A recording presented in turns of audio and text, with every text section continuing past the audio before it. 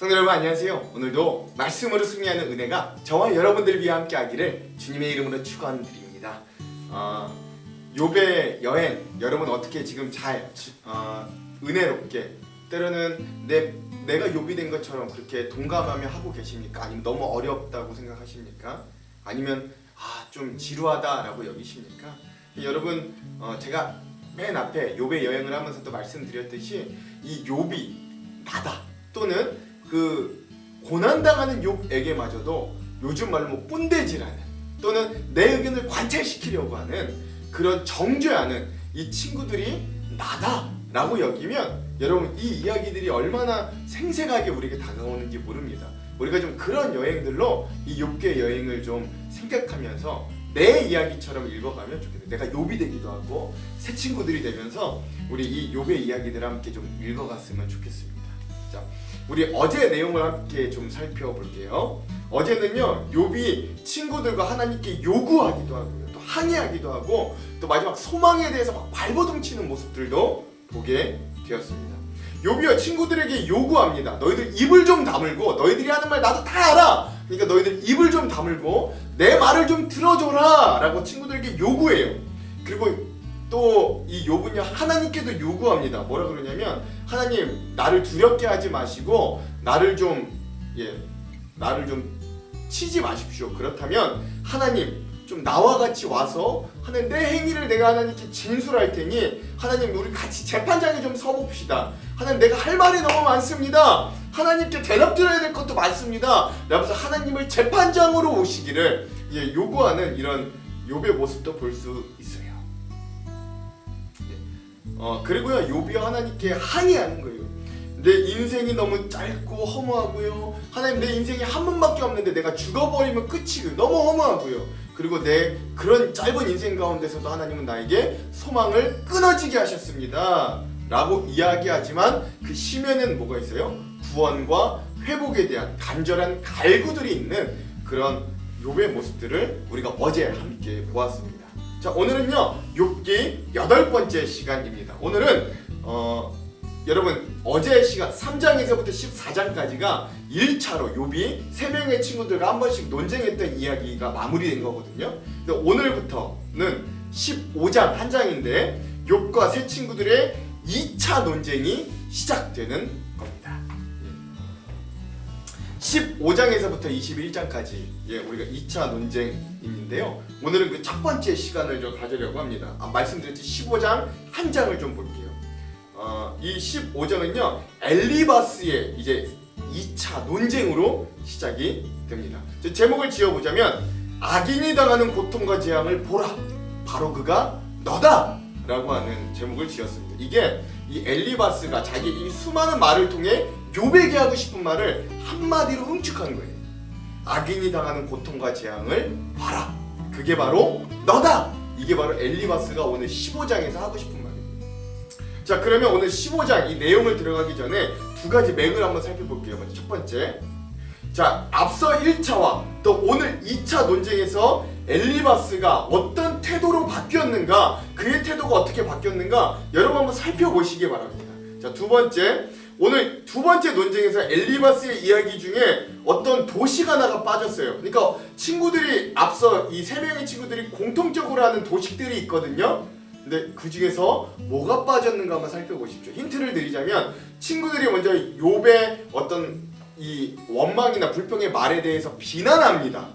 그리고 나서 어떻게 하냐, 두 번째로 자기가 뭐 그게 경험이든 자연법칙이든 전통이든 간에 자기의 생각의 주장을 하나님의 어떤 원리, 자기가 생각하고 있는 하나님의 어떤 법칙과 원리를 설명해요. 그러고 나서 세 번째 뭐냐, 그러니 네가 회개하고 하나님 앞에 돌아오면 하나님이 너를 회복해 주실 것이다 라고 하는 이 세 가지 도식이 친구들의 공통적인 도식인데 이 중에 한 가지가 빠집니다. 그게 뭔가를 여러분 찾아보시기 바랍니다.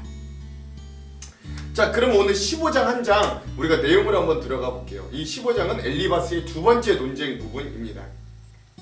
자, 욥이요 1차 논쟁을 마무리하면서 3명의 친구들에게 질책도 하고, 또 너희들은 입을 다물고 좀 내 말을 들어달라고도 하고, 또 본인이 하나님에 대해서 하나님을 법정에 세우고 싶다고까지 하는 그런 말들을 다 들었잖아요. 그러자 그 말에 대해서 엘리바스가 다시 두 번째로 나서서 대답을 합니다. 근데 이게 뭐냐? 욥의 불경건에 대한 질책을 하는 거예요.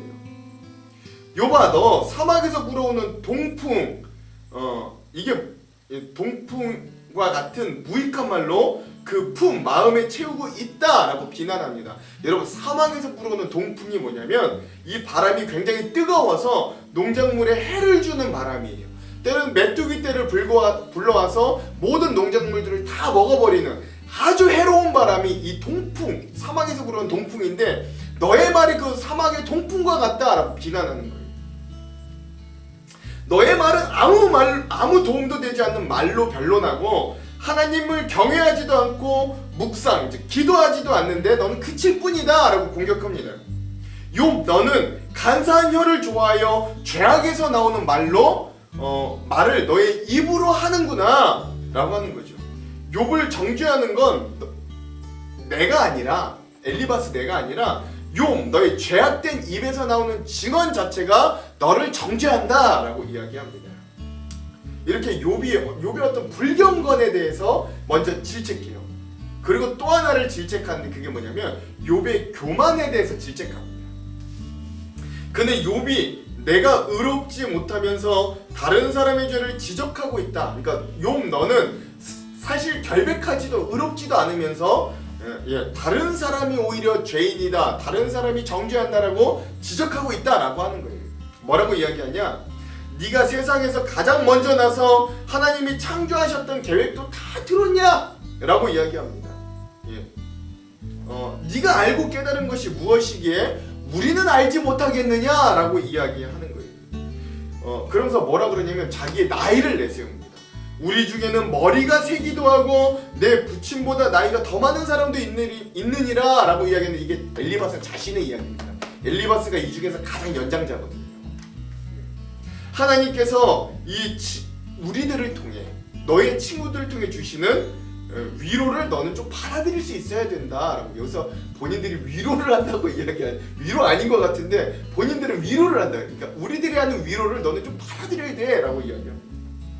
분노를 폭발하여 너는 너의 마음과 말로 하나님을 오히려 대적하고 있어 라고 이야기하는 거죠. 그리고 결백을 주장하는 욥에게 하나님은 거룩한 자들도 믿지 않으시고 하나님은 하늘도 부정하게 생각하는데 하물며 악을 행하기를 물맛이타고 가증하고 부패인 존재인 사람이, 여기 사람이라고 표현했지만 솔직히 이거 누구 표현하는 거예요? 너 욥이 하나님 앞에 정결하다고 주장할 수 있겠냐? 라고 물어보는 거예요. 자, 그러면서 이제 이 엘리바스는요 새로운 논조로 자기의 이야기를 끌고 갑니다. 뭐냐? 악한 자가 당할 비참한 운명들에 대해서 이야기하는 거예요. 자, 내 경험에서 본 것을 들어라 라고 이야기합니다. 1차랑 똑같죠? 엘리바스는 항상 자기의 경험이 중요한 거예요. 왜? 자기가 나이가 제일 많고 오랜 기간 살아왔다고 자부하기 때문에 그래요. 그래서 그 경험에 대한 인생을 통틀은 지혜가 있다라고 아마 자부하는 것 같아요. 그래서 여기서도 이렇게 말합니다. 내 경험에서 본 걸 한번 들어봐 라고 하는 거예요. 내 말은 조상들에게서 전승된 지혜로운 말이야 라고까지 이야기합니다. 그리고 나의 지혜는 이 땅에서, 즉 다른 민족에게 영향을 받지 않은 민족 전통의 순수한 오염되지 않은 지혜다 라고 이야기합니다.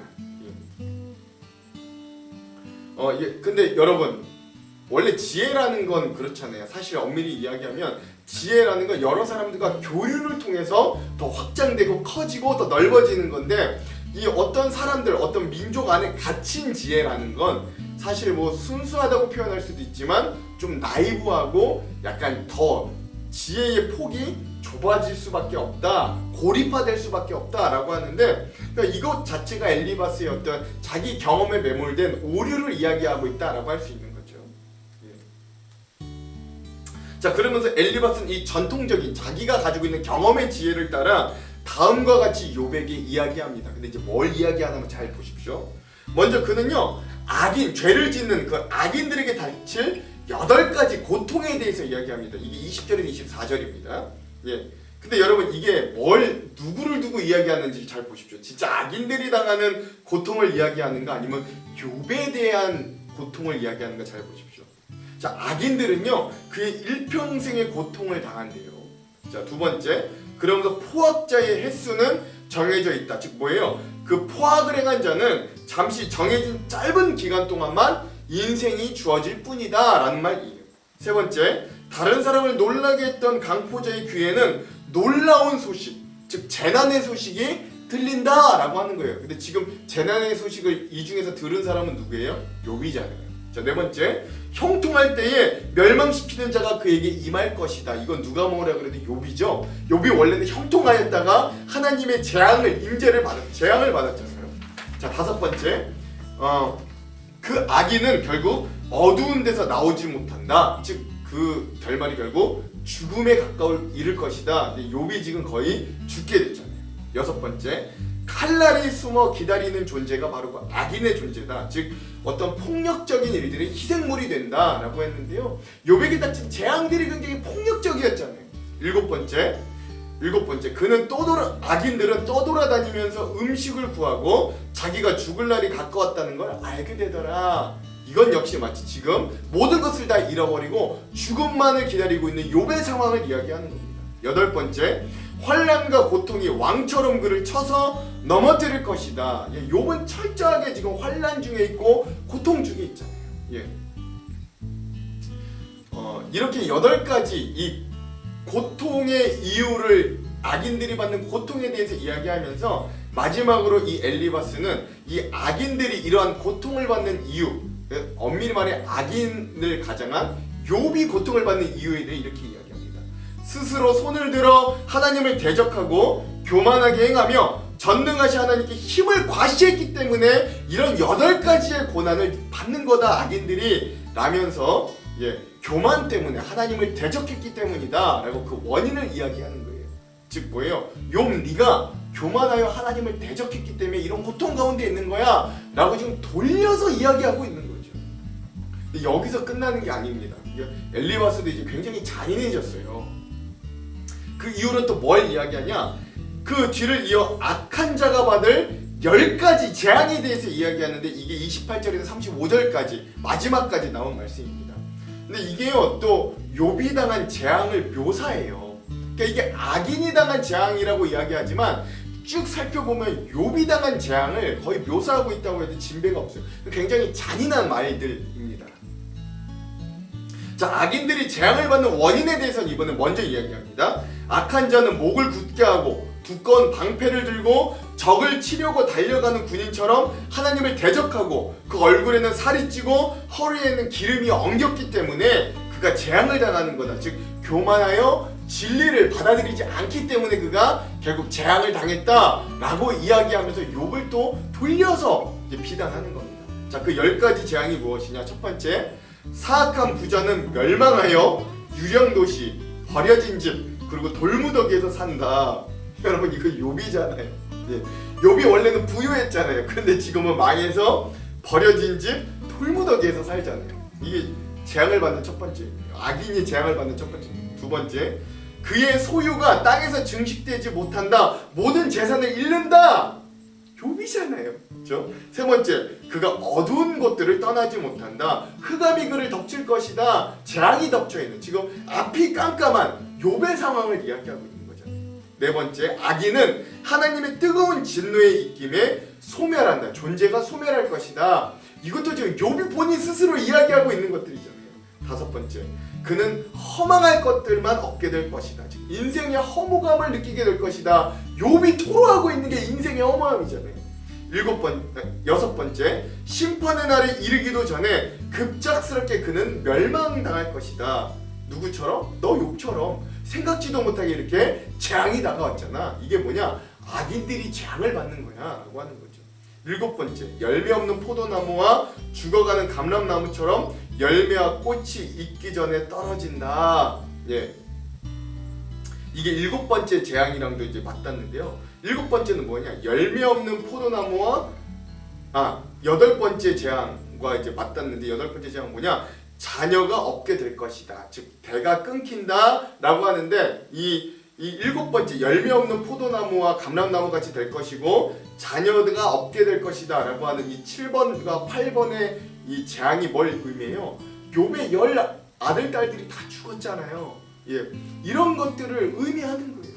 마지막 아홉 번째, 뇌물을 받은 자의 집은 불에 다 없어질 것이다. 악한 재물로 망한 거다라고 이야기하는 거예요. 그러니까 너의 그 재물들, 부유했던 재물들이 다 악한 재물이었기 때문에 다 불타고 없어진 거야라고 이야기하고, 마지막 10번째, 사악한 자들은 악한 생각을 잉태하고 임신하고 그래서 불의를 낳고 마음에 속이는 것들을 항상 준비한다라고 하는 겁니다. 그러니까 뭐예요? 욥 너도 항상 사악한 것들을 생각하고 불의를 저지르고 마음에 속이는 것들, 그러니까 우리의 말을 듣지 않고 너 스스로를 합리화시켰기 때문에 이런 10가지 재앙이 너에게 임한 것이다 라고 돌려서 이야기하고 있는 이 엘리바스의 모습을 볼 수 있습니다.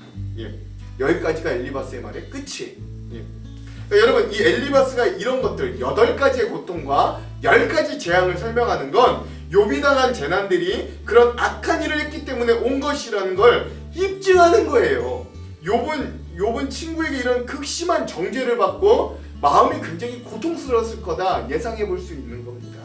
자, 여러분, 근데 1차와는 다르게 이게 뭐가 없어요. 이러고 난 다음에 보통 친구들이 뭘 이야기하냐면 처방전을 이야기했거든요.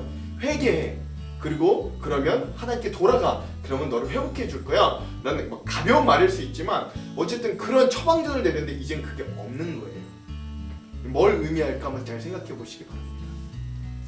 자, 오늘 한 장, 이 15장의 요절을 한번 같이 읽어볼게요. 오늘 15장의 요절은 11절에서 13절입니다. 제가 한번 읽어볼게요. 하나님의 위로와 은밀하게 하시는 말씀이 내게 작은 것이냐? 어찌하여 내 마음에 불만스러워하며 내 눈을 번뜩거리며 내 영이 하나님께 분노를 터뜨리며 내 입을 놀리느냐? 이 엘리바스가 욥에 대해서 질책하는 내용입니다. 이 부분을 이 15장의 요절로 삼아봤습니다. 자, 그러면 오늘 이 15장 한 장이지만 이 엘리바스의 논쟁에 대해서 우리가 3가지 주안점을 한번 살펴볼게요. 첫 번째, 오늘 말씀에 등장하고 있는 이 엘리바스는 여기에 등장하는 사람들 중에 가장 연장자입니다. 아무래도 그가 한 말을 보았을 때 그들의 아버지뻘 되는 그런 가장 연장자였던 것 같아요. 그 엘리바스라는 이름의 뜻은 하나님은 정금이시다 또는 하나님은 심판자이시다 라는 뜻이라고 해요.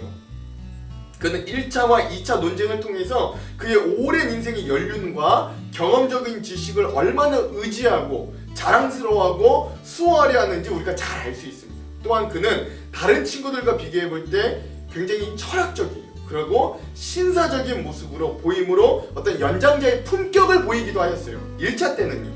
그러나 오늘 2차 논쟁을 하면서 엘리바스도 감정적으로 상당히 고무되어 있다는 걸 느낄 수 있습니다.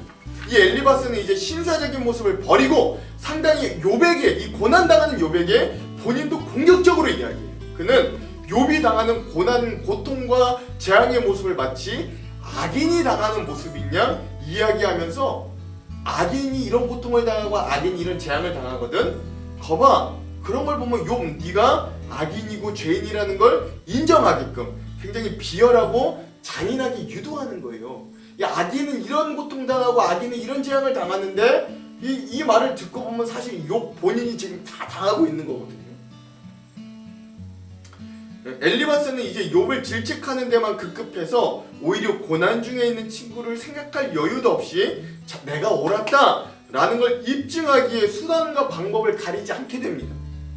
그리고 결국 욥의 고난 속에 담긴 하나님의 깊은 섭리를 오히려 그가 제한하는 어떤 그 잘못을 저지르게 되는 거예요. 자기의 나만 옳음을 고집할 때 우리는 이런 실수를 범하게 됩니다. 그러므로 어떤 상황에서도 나만 옳다는 생각은 위험해요. 우리가 엘리바스의 모습을 보면서 우리가 타산지석으로 삼을 수 있기를 바랍니다. 자, 두 번째, 오늘 엘리바스의 두 번째 논쟁에서 특이한 점은 이야기의 결론에 어떤 도식 하나가 빠졌다라는 거예요. 앞에 말씀드렸죠. 그건 바로 회개하라는 권유와 회개하면 회복될 것이라는 소망의 이야기가 이제는 없어졌다라는 거예요. 이제 욥의 깊은 탄식과 원망을 들었던 엘리바스는 욥에게 더 이상 회개와 회복의 이야기를 하지 않습니다. 이제는 마치 엘리바스가 마치 그 자신이 하나님이 되어서 징계와 멸망만을 남긴 것 같아요. 여기서 우리는 엘리바스의 두 번째 큰 실수를 발견하게 됩니다. 그건 바로 사랑과 대안이 없는 비판이 얼마나 위험한가라는 점이에요. 물론 1차 논쟁에서도 욥을 악인으로 매도하고 인과 응보의 원리를 들어 무조건 회개하라고 이야기하는 논조도 잘한 건 아니지만 이제는 아예 심판과 멸망만 남았다고 고난 중에 있는 욥을 협박하는 처지가 바로 이 엘리바스의 처지라는 거죠. 내 말이 옳다라는 걸 입증하기 위해. 우리가 아무리 옳은 말을 해도 그것이 진리에 합당하다고 해도 또 우리가 그게 100% 옳고 100% 진리일 리도 없지만 그 안에 사랑이 없으면 뭐와 같아요? 울리는 침과 같아요. 고린도전서 13장은 우리에게 명확히 이야기해줍니다. 그 누구도 사랑 없는 말을 마음 깊이 듣고 순종할 사람은 없습니다. 아무리 옳은 말이어도. 강한 바람은요 사람의 옷깃을 점점 더 여미게 만들 뿐이에요. 사람의 옷깃을 활짝 열게 만드는 건 결국 태양의 따뜻한 온기였어요. 오늘 우리는 그 온기가 가득한 사람들이 되기를 소망합니다. 옳은 말 하는 거 중요한데 옳은 말 안에 사랑을 좀 담을 수 있기를 소망합니다. 자, 오늘 마지막 세 번째 주안점. 오늘 본문의 엘리바스의 말 중에 14절에서 16절의 말씀은 이렇게 증언합니다. 한번 읽어볼게요. 사람이 어찌 깨끗하겠느냐? 여인에게서 난 자가 어찌 의롭겠느냐? 하나님은 거룩한 자들을 믿지 아니하시나니 하늘이라도 그가 보시기에 부정하거든 하물며 악을 저지르는 악 저지르기를 물마심 같이 하는 가증하고 부패한 사람을 용납하시겠느냐. 예, 엘리바스는 하나님께서 죄인된 인간들은 믿을 만한 존재가 못되게 여기신다라고 생각했어요. 주장했습니다. 그래서 깨끗한 사람이 아무도 없고 죄인인 인간을 통해 태어난 인간 중에 의로운 사람이 하나도 없다라고 합니다. 예, 여러분 여기까지는 우리가 다 동의해요. 여기까지 엘리바스의 말이 맞아요. 100% 지당한 말입니다. 이 세상에 완전히 깨끗한 사람이 누가 있고 완전히 무결한 의로운 사람이 누가 있겠어요. 그래서 엘리바스는 하나님께서 그런 죄인인 인간과는 인격적인 관계도 맺지 않고 오히려 멀리 떨어져서 상선, 즉 선에는 상을 주시고 벌악, 즉 악에는 벌을 하시는 그런 분으로만 생각한 거예요. 하나님. 그러나 엘리바스의 이 생각은 완전히 틀렸죠. 여러분. 하나님은 공의로우실 뿐만 아니라 모두 가지고 있어요. 사랑, 자비하신 분, 은혜를 주시는 분이셔서 우리 죄인인 우리 인간들에게 먼저 다가오시고 우리와 교제하신 하나님이라는 걸 이 엘리바스는 자기의 의견이 맞다고 하려고 우기해야 되기 때문에 이걸 잃어버린 거예요. 하나님은 큰 죄든 작은 죄든 다같이 주홍빛 같은 죄로 여기시지만 그러나 그 죄를 사하시기 위하여 재앙과 벌만 사용하신 분이 아니라는 것. 오히려 자기 자신보다 더 소중한 독생자 예수 그리스도를 희생시키기까지 우리를 용서하시고 용납하셨다라는 걸 기억해야 돼요. 엘리바스는 그 용납과 자비 하나님을 잃어버렸어요. 자기의 의를 내세우기 위해 자기가 옳다는 걸 증명하기 위해 그는 하나님마저 자기의 뜻대로 속단하였어요. 사람들은 우리를 다 이해하지 못하고 또 우리에게 오해의 눈길을 보낼 수 있어요. 자신의 삶의 방식과 생각으로 우리의 인생을 재단하려고 할 수도 있습니다. 반대로 우리도 유한한 존재이면서 그것을 잊고 다른 사람들을 다 이해하는 것처럼 생각하며 다른 사람들의 삶을 곱지 않은 눈으로 판단하고 정죄할 때도 있어요. 또 다른 사람의 생각과 삶의 방식이 내 삶의 방식과 같지 않을 때 그걸 다르다고 생각하지 않고 저건 틀렸다라고 하는 오류를 범할 수도 있습니다. 하지만 우리에게는 우리를 있는 그대로 수용해 주시는 예수 그리스도가 계시다라는 걸 잊으면 안 돼요. 그분이 우리를 위해 십자가에서 피 흘려 주셨어요.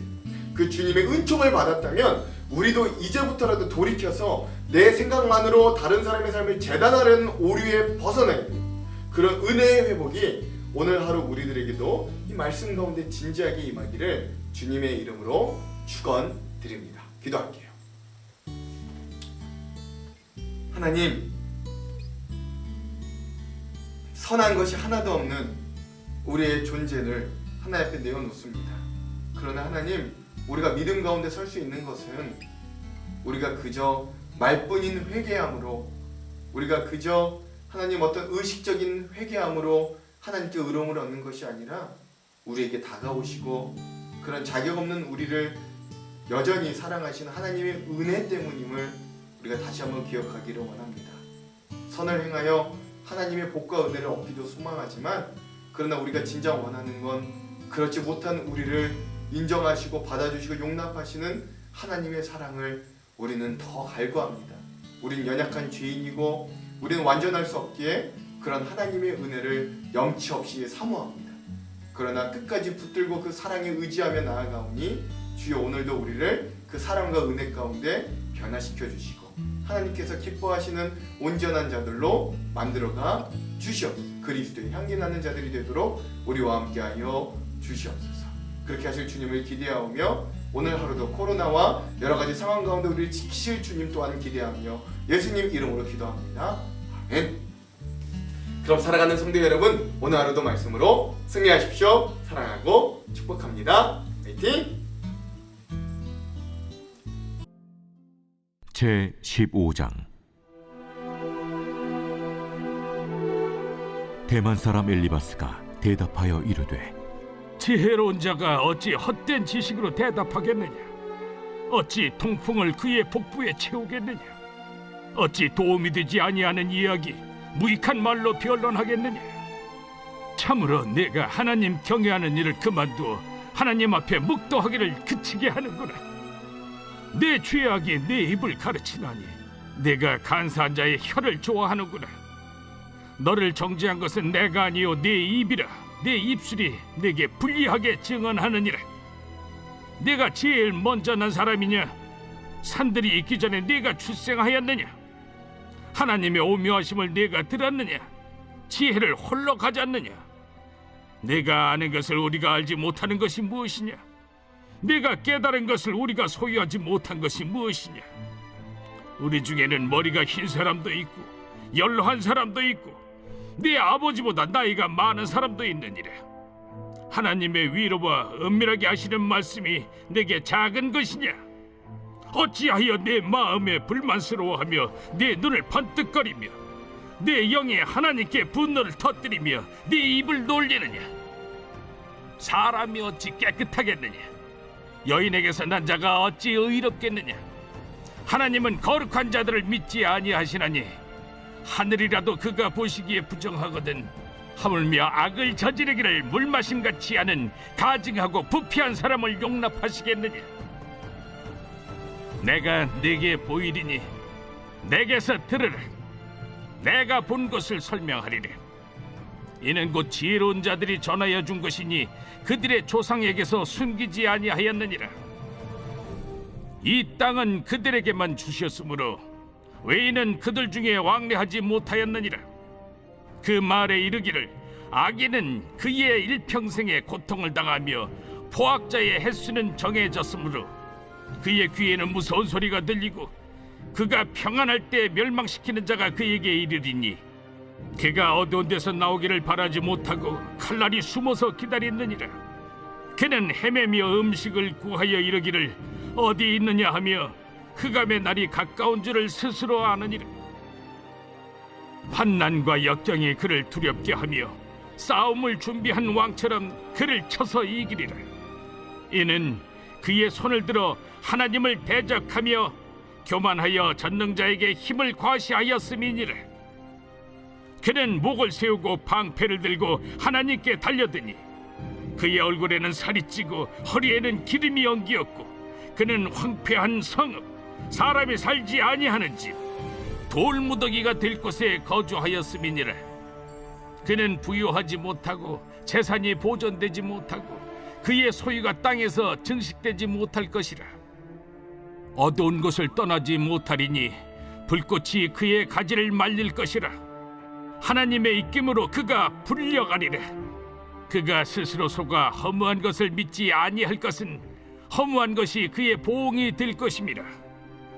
그의 날이 이르기 전에 그 일이 이루어질 것인즉 그의 가지가 푸르지 못하리니 포도 열매가 있기 전에 떨어짐 같고 감람꽃이 곧 떨어짐 같으리라. 경건하지 못한 무리는 자식을 낳지 못할 것이며 뇌물을 받는 자의 장막은 불탈 것이라. 그들은 재난을 잉태하고 죄악을 낳으며 그들의 뱃속에 속임을 준비하느니라.